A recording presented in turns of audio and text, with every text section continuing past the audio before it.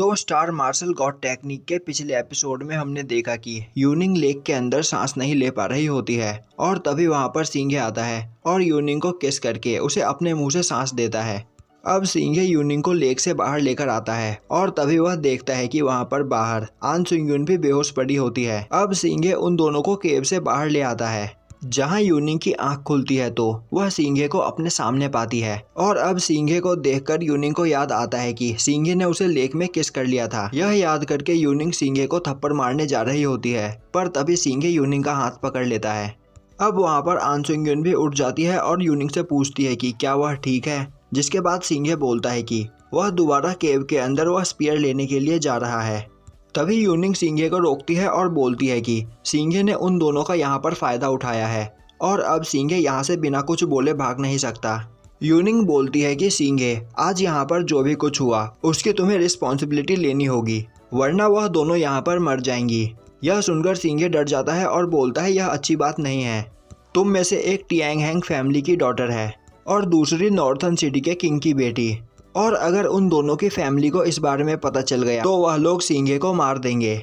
यूनिंग बोलती है कि उसे इससे कोई फर्क नहीं पड़ता, भले ही आन सुंग यून सिंघे को माफ कर दे, पर यूनिंग उसे कभी भी माफ नहीं करेगी और सिंघे ने यूनिंग के साथ लेक में जो किया वह उसे कभी नहीं भूलेगी।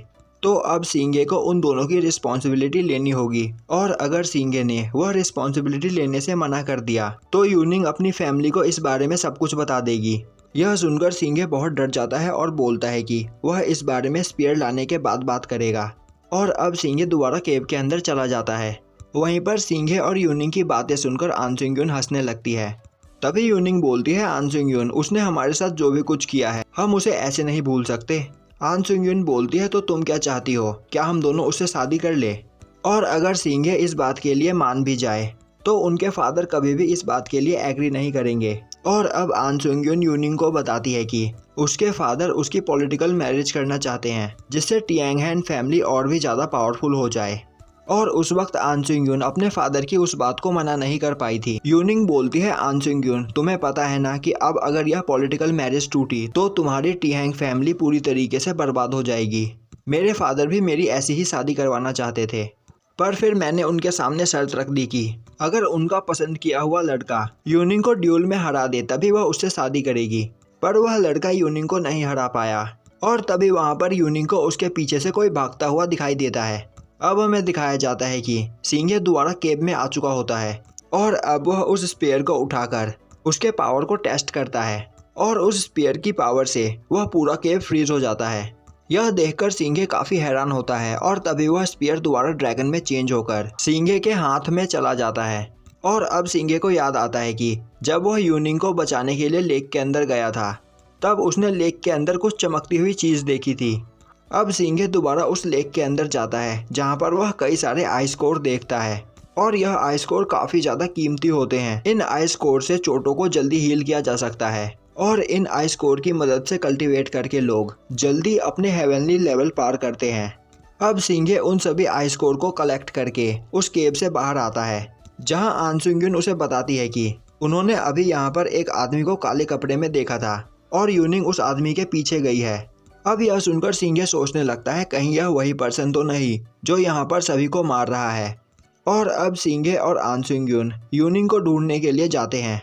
वहीं यूनिंग ने उनके लिए कुछ निशान छोड़ रखे होते हैं जिनका पीछा करते हुए वह यूनिंग को ढूंढ रहे होते हैं। पर एक जगह पर आकर वह सभी निशान वहां से गायब हो जाते हैं और तभी वहां पर सिंघे पर कोई अटैक करता है पर सिंघे उस अटैक से बच जाता है। अब वह आदमी आन सुंग यून पर अटैक करता है पर आन सुंग यून अपने फायर बॉल से उस आदमी पर अटैक कर देती है पर उस अटैक से उसे कुछ भी नहीं होता। अब सिंघे उस पर्सन पर अटैक करता है पर उन दोनों की ही पावर इक्वल होती है। अब सिंघे उस पर्सन को देखकर पहचान जाता है और बोलता है यह तुम हो। और अब वह पर्सन अपना मास्क हटाता है और वह पर्सन कोई और नहीं बल्कि टीचर चूसिंग होता है। चूसिंग बोलता है मैंने कभी सोचा नहीं था कि तुम मुझे इतनी जल्दी पहचान जाओगे। अब आन सुंग यून चूसिंग से पूछती है कि वह यह सब क्यों कर रहा है और वह अपने ही स्टूडेंट्स को क्यों मार रहा है। अब चूसिंग हंसते हुए बोलता है तुम इस बात को कभी नहीं समझ सकती क्योंकि तुम एक नोबल फैमिली से हो और तुम्हें हमारी लाइफ के बारे में कुछ भी नहीं पता। अब सिंघे देखता है कि यूनिंग यहाँ पर नहीं है, जिससे वह समझ जाता है कि चूसिंग यूनिंग के पीछे है। सिंघे बोलता है तो तुम यूनिंग के पीछे हो। चूसिंग हंसता हुआ बोलता है तुम काफी ज्यादा स्मार्ट हो, तुमने यह बात काफी जल्दी गैस कर लिया। यूनिंग वाइस प्रिंसिपल की स्टूडेंट है और वह हमेशा उनके साथ रहती है। वहीं जब भी वह फ्री होती है तो अपने घर सिटी लॉर्ड हाउस में रहती है।